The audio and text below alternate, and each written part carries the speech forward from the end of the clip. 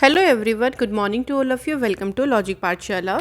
तो आज है संडे। आज हम कवर करेंगे वीकली करंट अफेयर्स, जिसमें हम 13 से 19 फरवरी के जो हमने पिछले वीक में करंट अफेयर्स किए हैं उसको हम यहाँ पर रिवाइज़ करेंगे। तो ये वीडियो आपके रिवीजन पॉइंट ऑफ व्यू से काफ़ी इंपॉर्टेंट है और किसी वजह से अगर आपका कोई डे मिस भी हो गया होगा तो यहाँ पे आपको सारी के सारे जो करंट अफेयर्स है वो मिल जाएगा। तो चलिए शुरू करते हैं। और एक काम आपको ज़रूर करना है कि वीडियो के लास्ट में आप अपना स्कोर ज़रूर बताइएगा कि आपके टोटल क्वेश्चंस में से क्या स्कोर रहा है। तो आप लोग खुद ही देख भी रहे होंगे कि आपके स्कोर में इम्प्रूवमेंट हो रही होगी, क्योंकि आप डेली पढ़ते हैं फिर इसको रिवाइज भी करते हैं, तो इससे आपका करंट अफेयर स्ट्रॉन्ग बनेगा। चलिए क्वेश्चन पहले से शुरू करते हैं। पहला क्वेश्चन है, इंडिया और कौन से देश ने अभी हाल ही में देखिए टूरिज्म को प्रमोट करने के लिए एक एमओयू साइन किया है। तो हाल ही में इंडिया और ऑस्ट्रेलिया के बीच में ये जो एमओयू है वो साइन हुआ है। तो आंसर यहाँ पर हो जाएगा Australia is the correct answer. अब देखिए इस एमओयू में एक चीज़ इंपॉर्टेंट ये भी पूछ सकते हैं कि भारत की तरफ से ये एमओयू किसने साइन किया है। तो commerce and industry minister Piyush Goyal ने इस पे भारत की तरफ से ये एमओयू साइन किया, और दूसरे जो उनके काउंटर पार्ट थे वो थे ऑस्ट्रेलिया के minister of trade, tourism and investment, जिनका नाम है डेन ताहीन। तो इम्पॉर्टेंट क्या होगा कि भारत की तरफ से कौन थे, ये ज़्यादा इम्पॉर्टेंट रहेगा। ठीक है, तो याद रखिएगा इंडिया और ऑस्ट्रेलिया के बीच में ये हुआ है। इसके बाद देखिए भारत ने जो है अभी हाल ही में अपना एक मेडिकल सप्लाई का कंसाइनमेंट यानी एक खेप भेजी है कौन से देश को, टू मैनेज इट्स फर्स्ट कोविड-19 आउटब्रेक। तो वहाँ पे पहला कोविड-19 प्रकोप या आपके लिए जो आउटब्रेक हुआ, तो उसी को मैनेज करने के लिए भारत ने अभी हाल ही में किरीबाती को मेडिकल सप्लाई की जो एक कंसाइनमेंट है ये भेजी है। ये मेडिकल सप्लाई में देखिए जैसे पीपीई किट हो गया या कुछ इमरजेंसी मेडिकेशन हो गई, ऑक्सीमीटर्स हैं, तो ये सभी चीज़ें भेजी गई हैं मदद के उद्देश्य से। इसके बाद है the president of which country जिन्होंने इंडो पैसिफिक स्ट्रेटेजी को जारी किया है। तो ये जो रणनीति है ये जारी करी है यूएस के प्रेसिडेंट के द्वारा। कौन है? तो बिल्कुल यूएस के प्रेसिडेंट कौन है? जो बिडेन है यूएस के प्रेसिडेंट। तो ये जो रणनीति है ना, देखिए ये रिकॉग्नाइज करती है कि इंडिया जो है लाइक माइंडेड पार्टनर है, लीडर है इन साउथ एशिया, और जितने भी इंडियन ओशियन में जो देश है वहाँ पे इंडिया को एज अ नेता के रूप में मान्यता दी है। और ये इंडिया जो है इसमें दक्षिण पूर्व एशिया में सक्रिय और जुड़ा हुआ है। तो यहाँ पे एक तरीके से इंडिया को सपोर्ट करने के लिए, इंडिया की जो लीडरशिप है उसको राइज करने के लिए के उद्देश्य से यूएस के द्वारा इसको कंटिन्यू किया जाएगा। तो ये किसने रिलीज़ किया है? तो आपको याद रखना है कि यूएस के प्रेसिडेंट के द्वारा। इसके बाद है, India will help which country to launch a unitary digital identity framework. तो इंडिया जो है देखिए, इंडिया ने किस देश को मदद करी है यूनिटरी डिजिटल आइडेंटिटी फ्रेमवर्क को लॉन्च करने के लिए? तो यहाँ पर आंसर है श्रीलंका। इसके तहत देखो जो पर्सनल आइडेंटिटी वेरिफिकेशन डिवाइस है उसको इंट्रोड्यूस किया जाएगा, जो कि बायोमेट्रिक डेटा के ऊपर बेस्ड रहेगा। ठीक है, तो इसी में इंडिया ने किसकी मदद करी है? इंडिया ने करी है श्रीलंका की मदद। अगला क्वेश्चन है, कौन से देश के साथ में जम्मू कश्मीर ने एक एमओयू साइन किया है to transform the sheep farming sector. जो भेड़ पालन क्षेत्र है इसे बदलने के लिए, बदलने का मतलब देखो ये हो गया कि यहाँ पे टेक्नोलॉजी का यूज़ किया जाएगा, या आप कह लीजिए कि जो प्रोडक्ट्स होते हैं शीप प्रोडक्ट हो गए उनमें डेवलपमेंट के लिए कैसे फार्मर्स उस चीज़ को और एनहेंस कर सकते हैं।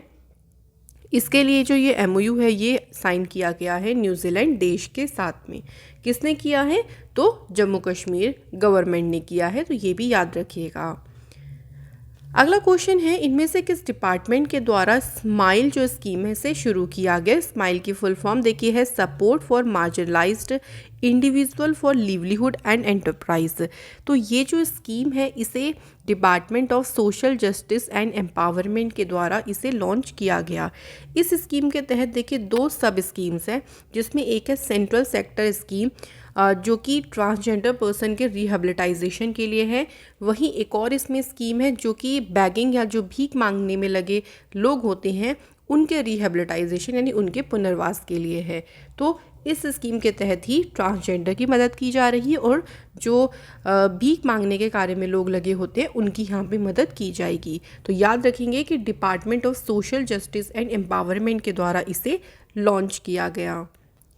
इसके बाद है इनमें से कौन सा बैंक है जो कि पहला प्राइवेट सेक्टर बैंक बना है to offer its corporate salary account proposition to employees of Prasar Bharati, यानी प्रसार भारती के कर्मचारियों को अपना कॉरपोरेट वेतन खाता प्रस्ताव देने वाला पहला जो निजी क्षेत्र का बैंक बन गया है वो है कोटक महिंद्रा बैंक। देखिए जो सैलरी अकाउंट होगा ना, इसमें कई सारी सर्विसेज जो है इसको एक्सेस कर सकते हैं, जैसे ज़ीरो बैलेंस सैलरी अकाउंट हो गया जिसमें आपको उसके साथ में फ्री अनलिमिटेड एटीएम ट्रांजैक्शन मिलेगी और कहीं भी आप बैंकिंग या एटीएम से इसको यूज़ कर सकते हैं। मतलब ये जो ट्रांजैक्शन है इस पर कोई भी चार्ज नहीं लेगा, अनलिमिटेड यूज़ की जा सकती हैं। तो यहाँ पे आंसर हो गया कोटक महिंद्रा बैंक।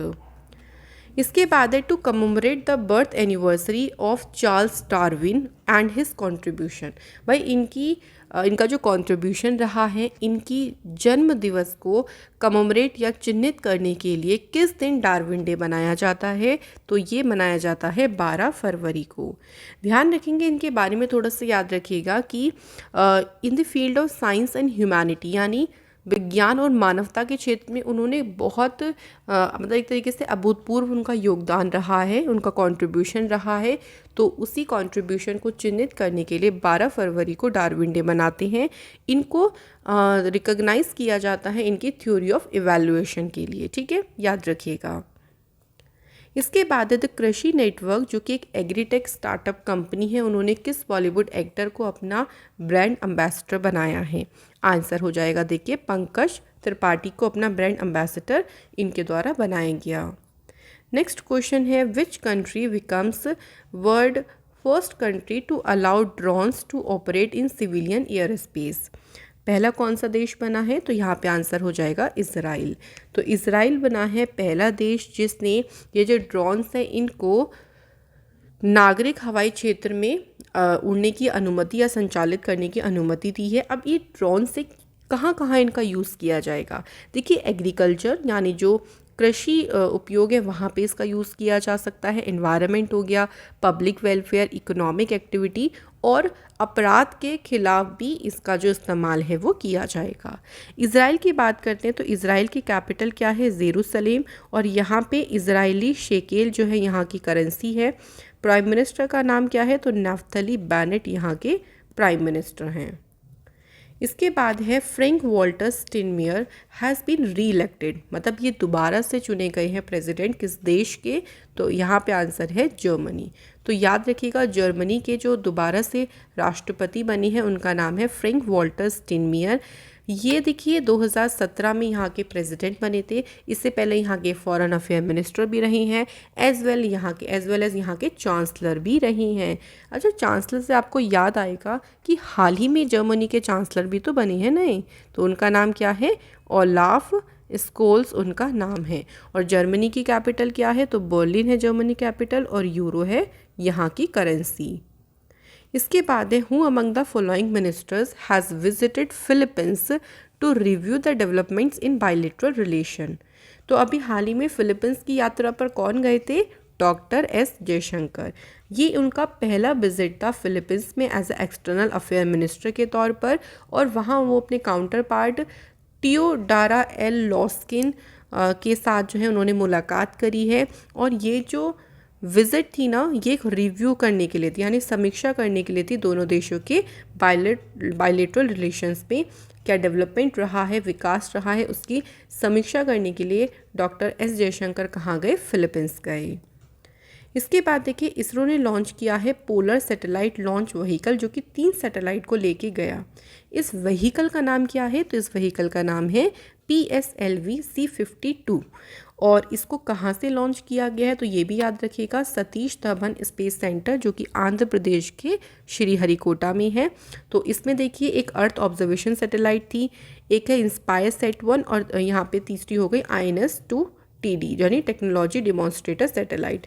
तो 3 सैटेलाइट को लेके ये जो व्हीकल है वो गया है, और PSLV C52 इस व्हीकल का नाम है। बिल्कुल आपको एग्जैक्ट इतना ध्यान रखना है। इसके बाद है पंचतंत्र पर पहला रंगीन स्मारिका सिक्का यानी पहला कलर सोवेनियर कॉइन किसने लॉन्च किया है? तो फाइनेंस मिनिस्टर निर्मला सीतारमण जी के द्वारा इसे लॉन्च किया गया। Next is Padma Vibhushan awardee dash, जो कि बजाज ऑटो के फॉर्मर चेयरमैन भी रहे थे, इनका भी हाल ही में निधन हुआ है। इनका नाम बताना है, तो याद रखेंगे इनका नाम है राहुल बजाज। क्वेश्चन में देखिए, क्वेश्चन ये भी बन सकता था कि राहुल बजाज जो कि फॉर्मर चेयरमैन है बजाज ऑटो के, इनका भी हाल ही में निधन हुआ, इन्हें किस वर्ष पद्म भूषण से सम्मानित किया गया? तो याद रखेंगे 2001 में इन्हें पद्म भूषण अवार्ड मिला, जो कि इंडिया का तीसरा हाईएस्ट सिविलियन अवार्ड है। इन्होंने 1965 में बजाज ग्रुप को ज्वाइन किया था और 1968 में ये बजाज ऑटो के सीईओ अपॉइंट किए गए थे। इसके बाद है, इनमें से कौन सी कंपनी है जो कि भारत में 100% प्लास्टिक वेस्ट न्यूट्रल कंपनी बन गई है? तो कंपनी का नाम है डाबर।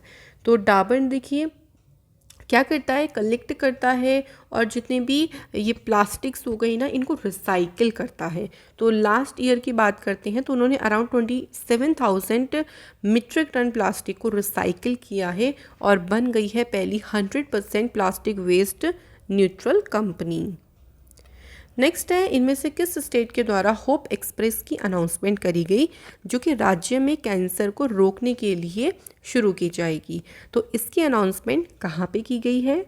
याद रखेंगे इसकी अनाउंसमेंट महाराष्ट्र में की गई है। अच्छा, किसने करी है अगर ये पूछें तो महाराष्ट्र के जो हेल्थ मिनिस्टर हैं राजेश टोपे, उनके द्वारा इसकी अनाउंसमेंट करी गई। ठीक है, तो ये कैंसर को कैसे प्रिवेंट कर सकते हैं, कैसे उसे रोक सकती हैं, उसके लिए ही होप एक्सप्रेस की शुरुआत की गई थी।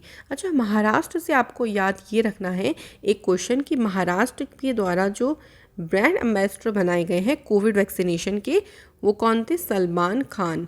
इसके अलावा महाराष्ट्र की गवर्नमेंट के द्वारा ही चलो मोबाइल एप्लीकेशन को शुरू किया था और स्मार्ट कार्ड फॉर बस ट्रैवल। ठीक है, ये आपको याद रखना है।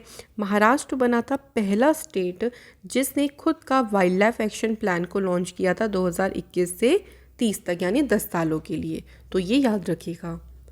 इसके बाद है, इनमें से कौन सा स्टेट है जहाँ पे वर्ल्ड फेमस डेजर्ट फेस्टिवल जिसे कहती है मारू महोत्सव, ये मनाया जाता है? तो फ्रेंड, ये कहाँ मनाया जाता है? ये राजस्थान में मनाया जाता है। तो ये जो फेस्टिवल है ये 3 दिन का एक लंबा इवेंट होता है, जो कि राजस्थान का जो ट्रेडिशन है, वहाँ का जो कलरफुल कल्चर है, वहाँ की जो रंगीन संस्कृति है, इसको कमोमरेट करता है, इसको चिन्हित करता है।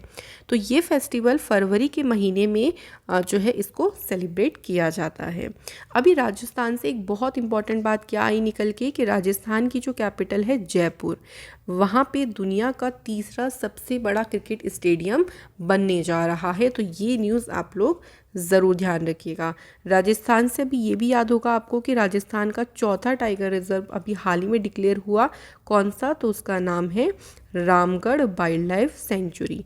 तो ये इम्पॉर्टेंट क्वेश्चन है, ये एग्ज़ाम में ज़रूर पूछे जाएंगे। इसके बाद है, who has been appointed as a brand ambassador of khadi and other handicraft of Bihar? किसे बनाया गया है ब्रांड एम्बेसडर? तो राइट आंसर हो जाएगा मनोज तिवारी। इसके बाद है, इनमें से कौन सी इंश्योरेंस कंपनी है जिसने policybazaar.com के साथ में टाई अप किया है for distribution of its product? तो आंसर हो जाएगा यहाँ पे LIC लाइफ इंश्योरेंस कॉरपोरेशन। और LIC की बात आती है तो ध्यान रखिएगा 1 सितंबर 1956 को इसकी स्थापना हुई है और LIC का जो हेडक्वार्टर है वो मुंबई में है। और यहाँ पे आप देख सकते हैं कि बीमा एग्रीगेटर के साथ ये LIC का पहला जुड़ाव है। दोनों ने उपभोक्ताओं को टर्म और जो इन्वेस्टमेंट प्रोडक्ट हो गए उसकी एक वाइड रेंज यहाँ पर पेश करने के लिए दोनों ने इसमें टाई अप किया कि बहुत सारी जो प्रोडक्ट्स होती हैं, बहुत सारी जो जितनी भी सर्विसेज होती हैं, उन सभी का डिस्ट्रीब्यूशन ज़्यादा से ज़्यादा हो सके, एक वाइड रेंज में हो सके, उसके लिए ये पार्टनरशिप करी गई। इसके बाद है, prime minister of which country invoked the emergency act for the first time in 50 years? तो 50 वर्षों में पहली बार आपातकालीन अधिनियम जो है वो लागू किया है। कौन से देश के प्राइम मिनिस्टर ने? तो कनाडा। तो कैनेडियन जो प्राइम मिनिस्टर है उनका नाम क्या है? जस्टिन ट्रूडेau। इसके बाद देखिए, यूनियन मिनिस्टर ऑफ ट्राइबल जिन्होंने कितने करोड़ रुपए सेंक्शन करे हैं for the festival of Medaram Jathara.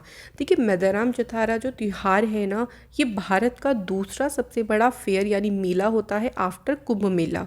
तो इसके लिए 2.26 करोड़ रुपए जो हैं सेंक्शन करे हैं ट्राइबल मिनिस्टर के द्वारा, जो कि कौन है, अर्जुन मुंडा जी हैं, ये भी ध्यान रखेंगे, ठीक है।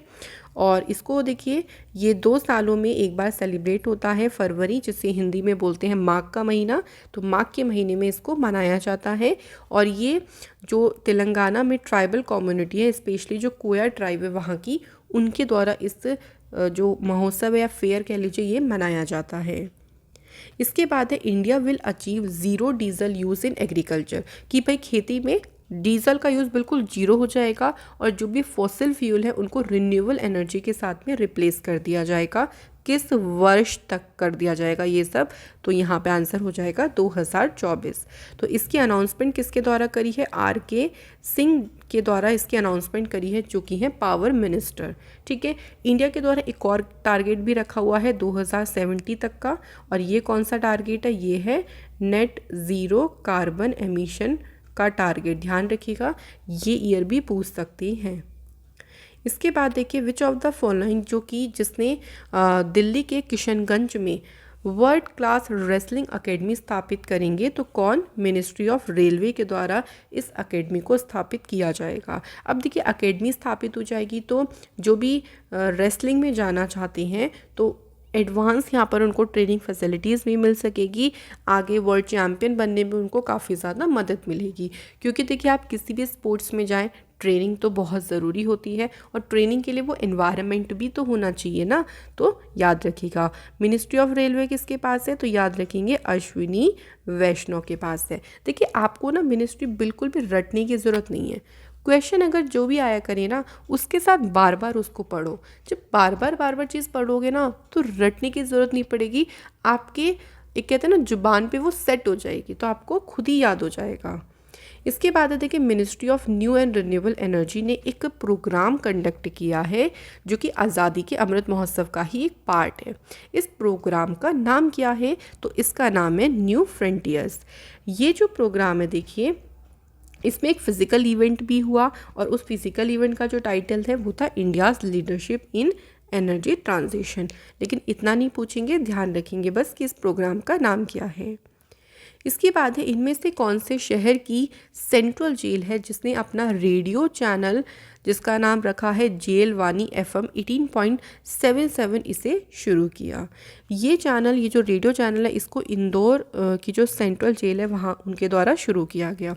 अब इससे क्या होगा, क्यों किया गया है, तो देखिए रेडियो के थ्रू क्या होगा कि जो जेल इनमेट्स हैं यानी जो कैदी हैं जेल में बंद, वो दुनिया पे हो रही घटनाओं के बारे में जान सकेंगे कि बाहर क्या इश्यूज़ चल रहे हैं, उनके बारे में एक तरीके से वो रूबरू होते रहेंगे, उनको पता चलता रहेगा।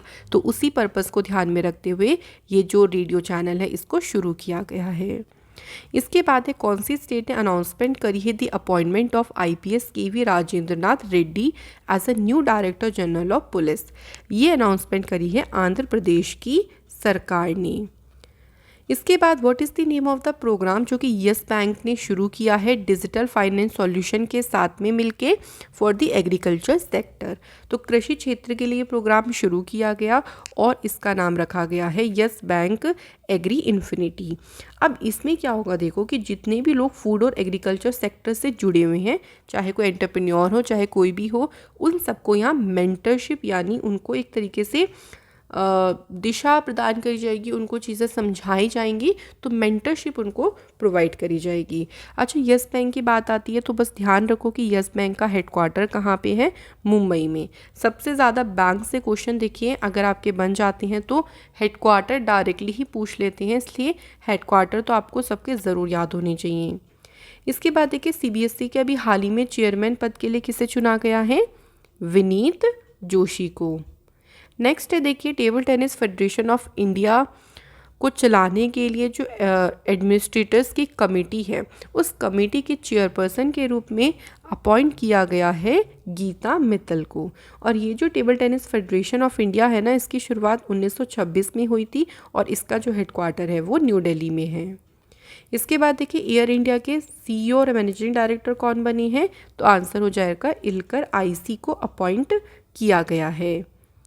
नेक्स्ट क्वेश्चन है, इनमें से कौन सी कंट्री है जिसने इंडिया के साथ पार्टनरशिप करी है किस चीज़ के लिए, ऑन कॉम्बैटिंग मैराइन पोल्यूशन, यानी जो समुद्री कह लीजिए समुद्री प्रदूषण है उसका मुकाबला करने के लिए ये जो इंटरनेशनल वर्कशॉप का आयोजन है ये ऑस्ट्रेलिया और सिंगापुर के साथ में किसके साथ आयोजित किया, भारत। तो किन कौन सी कंट्री हैं, भारत, ऑस्ट्रेलिया और सिंगापुर। तो इसका पूरा फोकस ही यहाँ पर किया है कि कैसे हम समुद्र के प्रदूषण को रोक सकते हैं, उसके ऊपर पूरा इन वर्कशॉप पे ध्यान केंद्रित किया गया।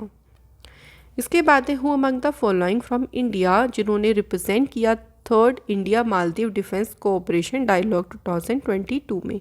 तो इस डायलॉग में भारत का प्रतिनिधित्व किया है डॉक्टर अजय कुमार ने। और अगर बात करते हैं कि डायलॉग हुआ कहाँ पे है, तो ये मालदीव में हुआ है, ये भी ध्यान रखिएगा। और जो डिफेंस सेक्रेटरी हैं डॉक्टर अजय कुमार, उन्होंने इंडिया को रिप्रेजेंट किया। इसमें जो डिस्कशन किया गया है देखिए, टू टैकल ट्रांसनेशनल क्राइम्स, यानी जो अंतर्राष्ट्रीय अपराध होते हैं उनसे निपटने और दोनों देशों की जो सिक्योरिटी है उसको बढ़ावा देने के ऊपर यहाँ पर पूरा डिस्कशन किया गया। इसके बाद देखिए humane how the United States abandoned peace and reinvented war, ये बुक किसने लिखी है, तो फ्रेंड ये बुक लिखी है सैमुअल मोएन के द्वारा इस बुक को लिखा गया। इसके बाद है dignity in a digital age making tech work for all of us, ये बुक किसने लिखी है, तो फ्रेंड इस बुक को लिखा है RO खन्ना के द्वारा इस बुक को लिखा गया।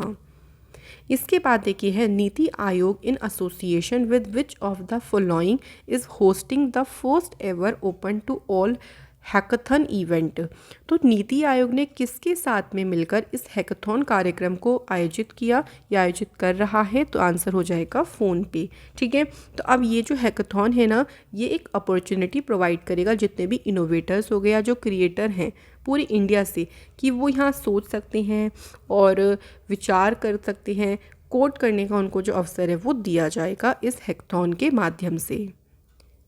इसके बाद है इनमें से किसने भारत में टिप्स के लिए पेमेंट पार्टनर्स के रूप में पेटीएम पेमेंट सर्विस लिमिटेड के साथ में पार्टनरशिप करी है, तो इसमें से किसने करी है, ट्विटर के द्वारा ये जो पार्टनरशिप है वो करी गई है। अब इन टिप के माध्यम से क्या होगा देखिए कि जो यूज़र्स है ना वो अपने फेवरेट क्रिएटर्स या अगर छोटे कोई बिजनेस ऑनर है उनको सपोर्ट कर सकते हैं ट्विटर पे, और इसके लिए वो कोई पेमेंट जो भी है पेटीएम पेमेंट इंस्ट्रूमेंट यूज़ कर सकते हैं, जैसे पेटीएम वॉलेट यूज़ कर सकते हैं, पेटीएम यूपीआई यूज़ कर सकते हैं। तो इससे क्या होगा, जिनको भी वो सपोर्ट करना चाहते हैं तो उनको एक तरीके से मोटिवेशन मिलेगी और ये एक नया तरीका है ट्विटर पर मोनेटाइज होने का भी। इसके बाद है who has been named the Business Standard banker of the year, तो इसके लिए किसका नाम नामित किया गया है, संदीप बख्शी। और संदीप बख्शी देखिए मैनेजिंग डायरेक्टर हैं ICICI बैंक के। इसके बाद देखिए कौन सी टीम ने 15वां CEC cup women's ice hockey championship जीता है। ये चैम्पियनशिप कहाँ पे हुई, लेह में हुई, और इस चैम्पियनशिप को जीता है खारू के द्वारा। ठीक है, तो खारू ने जो फाइनल मैच है उसमें किसको, लालोक को डिफीट किया और ये जो टूर्नामेंट ये जो चैम्पियनशिप है वो अपने नाम की। अगला क्वेश्चन है विच ऑफ द फॉलोइंग कंट्री जिसने साइन किया है एक वर्क प्लान इंडिया के साथ में मिलकर ताकि जो इंफ्रास्ट्रक्चर क्वालिटी है उसको मजबूत किया जा सके, साथ ही साथ में कंज्यूमर प्रोटेक्शन को भी मजबूत किया जा सके। तो इसके लिए भारत के साथ में जर्मनी ने ये जो वर्क प्लान है इसे साइन किया है, तो याद रखिएगा इम्पॉर्टेंट है। तो दोनों देश क्या यहाँ पे इन्हीं चीज़ों पर वर्क करेंगे कि बुनियादी ढांचे को हम कैसे मजबूत करें, व्यापार में हम तकनीकी बाधाओं को कैसे कम करें, क्योंकि टेक्निकल बैरियर्स बहुत ज़्यादा आ जाते हैं, और प्रोडक्ट की सेफ्टी को कैसे बढ़ा सके। तो पूरा का पूरा वर्क प्लान इसी के ऊपर आधारित रहेगा। जर्मनी की बात हम कर चुके हैं, बर्लिन इसकी कैपिटल है और करेंसी है यूरो। इसके बाद देखिए कौन सी कंट्री के पास में पहली बार G20 की प्रेसिडेंसी रहेगी 2022 से लेके नवंबर 2023 तक, तो कौन से देश के पास रहेगी, तो फ्रेंड यहाँ पर आंसर हो जाएगा इंडिया। अगला क्वेश्चन है विच ऑफ द फॉलोइंग प्लैनेट, जिसकी अभी हाल ही में देखिए वैज्ञानिकों के द्वारा सटीक एटमॉस्फेरिक प्रेशर का जो एटमॉस्फेरिक प्रेशर है इसे खोजा गया है, तो प्लैनेट का नाम क्या है? प्लूटो। इसके बाद है इनमें से कौन सी नेशनल पॉलिसी है जिसे हाल ही में सेंट्रल गवर्नमेंट ने लॉन्च किया है? तो पॉलिसी का नाम है नेशनल हाइड्रोजन पॉलिसी।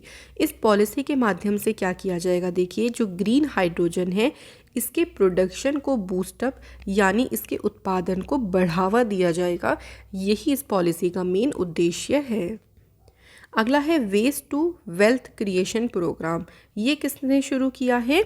तो फ्रेंड ये शुरू किया है सिडबी ने। अच्छा सिडबी की बात करते हैं तो इसकी स्थापना कब हुई थी? 1990 में हुई थी। तो इसमें देखिए क्या होगा कि जो वुमेन्स है जो वो ऑर्नामेंट्स और शोपीस बनाएंगी किससे? फिश स्केल से, जो कि सुंदरवन में जो भी महिलाएं हैं वो इसको बनाएंगी और इसमें उनको सपोर्ट करने के लिए कि वेस्ट से वो वेल्थ यानी वेस्ट से हम कोई चीज़ बना के उससे मनी अर्न कर सकें, है ना। तो यही इसका मतलब हो गया।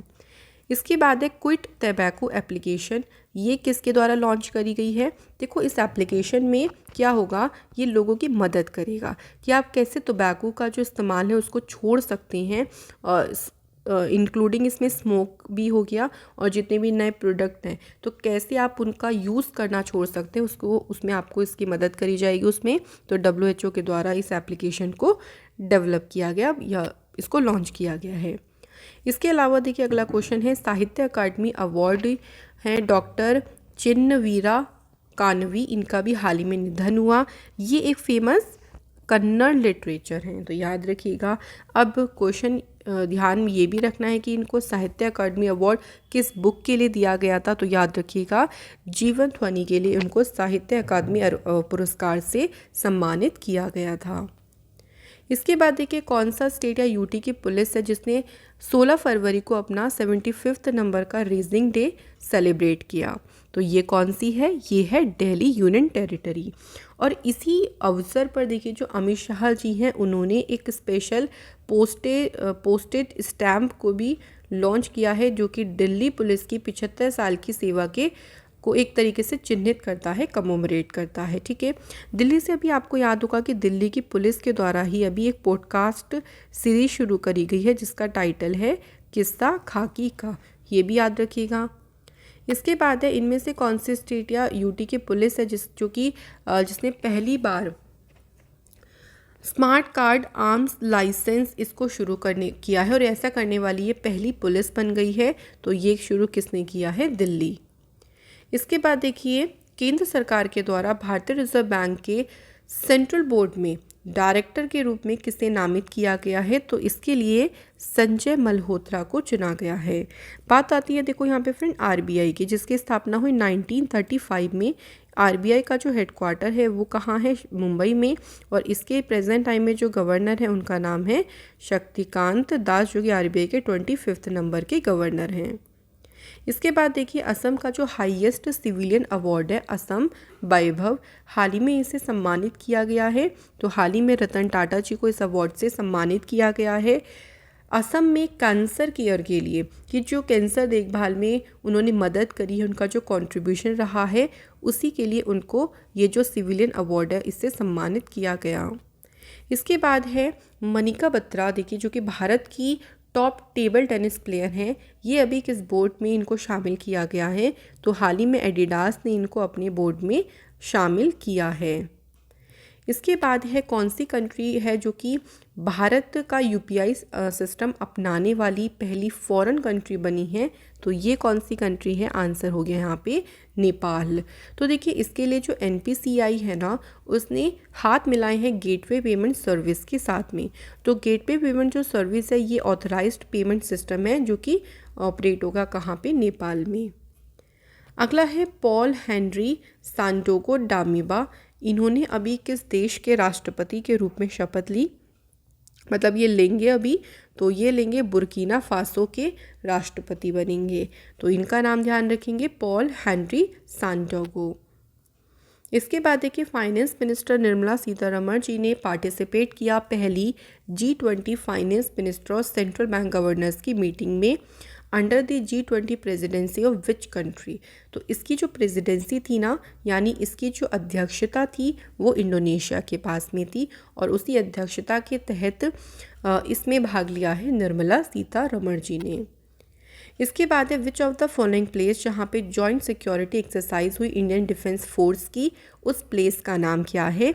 तो उसका नाम है port Blair airfield, Andaman and Nicobar. तो यहाँ पे इस अभ्यास का आयोजन किया गया।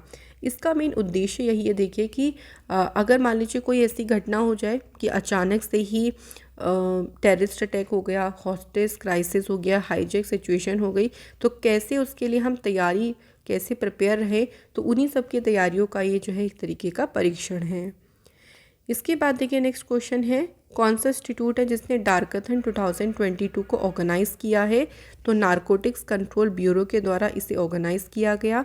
इसका मेन उद्देश्य ये है कि जो ड्रग ट्रैफिकिंग है, यानी जो मादक पदार्थों की तस्करी है ना, इसको कैसे काउंटर या इसका मुकाबला किया जा सके।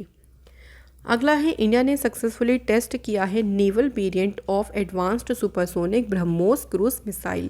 तो इसका जो नेवल वेरिएंट है ना, इसका परीक्षण किया गया है। तो पूछा है कि किस गाइडेड मिसाइल डिस्ट्रॉयर से इसका परीक्षण किया है? तो यहाँ पे आंसर हो जाएगा INS विशाखापट्टनम से। ठीक है, तो यहाँ से ही जो मिसाइल है इसका परीक्षण किया गया, जिसका नाम है ब्रह्मोस। अगला है, union shipping minister Sarbananda Sonowal ने इंडिया की पहली वाटर टैक्सी सर्विस को हरी झंडी कहाँ से दिखाई है? तो यहाँ पे आंसर हो गया मुंबई। ये जो वाटर टैक्सी है ना सर्विस, ये कनेक्ट करेगी ट्विन सिटीज़ को, मुंबई एंड नवी मुंबई, जो कि भारत में अपनी तरीके की पहली वाटर टैक्सी सर्विस है। अगला है, इनमें से किस राज्य की सरकार ने मेडिसिन और जितनी भी एग्री कमोडिटीज़ यानी जो कृषि वस्तुएं हैं उनकी डिलीवरी के लिए ड्रोन डिलीवरी जो टेक फिर्म है स्काई एयर, इसके साथ में साझेदारी करी है? तो इसके लिए हिमाचल प्रदेश ने ये जो साझेदारी है वो की है। इसके बाद है, कौन सी स्टेट की गवर्नमेंट ने 4 साल का मेंटरशिप प्रोग्राम को शुरू किया, जिसका नाम है प्रोजेक्ट आरोहण। इसे शुरू किया है फ्रेंड असम की सरकार ने। अब इसके तहत देखिए स्टूडेंट्स को गाइडेंस प्रोवाइड करी जाएगी और उनको स्किल सुधारने में भी उनकी मदद की जाएगी प्रोजेक्ट आरोहण के तहत। अगला है, विच स्टेट, जहाँ पे जल्द ही मोटर रेसिंग ट्रैक को शुरू किया जाएगा, जो कि ईस्टर्न और नॉर्थ ईस्ट की जितनी भी स्टेट है उन वहाँ पे पहला ये रेसिंग ट्रैक होगा। तो कहाँ पे किया जाएगा? तो याद रखिएगा मिज़ोरम में इस ट्रैक को शुरू किया जाएगा। इसके बाद है, नीचे में देखिए फॉलोइंग इंडियंस जिनको गूगल ने अपने वल्नरेबिलिटी रिवॉर्ड प्रोग्राम के टॉप रिसर्चर्स के रूप में इनका नाम नामित किया है। तो इनका नाम क्या है? अमन पांडे है इनका नाम। इसके बाद देखिए business leader of the year award for 2022 से किसे सम्मानित किया गया है? राइट आंसर इज यूहान पूनावाला को इससे सम्मानित किया गया है। और इसके अलावा देखिए और भी कई लोगों को ये मिले हैं, जैसे फराह खान को एंड केदार जाधव और रिंकू राजगुरु, इन सभी को भी जो अवार्ड है वो इवेंट के दौरान दिया गया। तो फ्रेंड ये थे हमारे आज के सभी इम्पॉर्टेंट वीकली करंट अफेयर्स। आशा करती हूँ कि टोटल 63 क्वेश्चंस थे, आपका स्कोर काफ़ी अच्छा रहा होगा। और अगर कोई बात नहीं आपका स्कोर कम भी रहा हो तो आप और मेहनत करिए, नेक्स्ट टाइम और कोशिश करें कि आपको अच्छा स्कोर करना है। तो इसी के साथ इस वीडियो को एंड अप करते हैं। Thank you so much video देखने के लिए। आप खुश रहें, सभी मुस्कुराते रहें, मेहनत भी करते रहें, पढ़ाई करते रहें। Thank you.